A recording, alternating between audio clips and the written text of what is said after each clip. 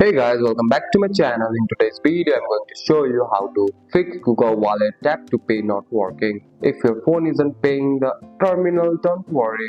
Most tap to pay issues are easy to fix. Tap to pay use NFC, which is wireless feature that lets your phone talk to the payment terminal. To check this, open phone settings, then tap connection or connected device and find NFC and make sure it's turned on. If NFC is off, tap to pay won't work. Your phone needs to know which app to use for the payment. For that, open the app and make sure your Google Wallet is turned on for tap to pay app.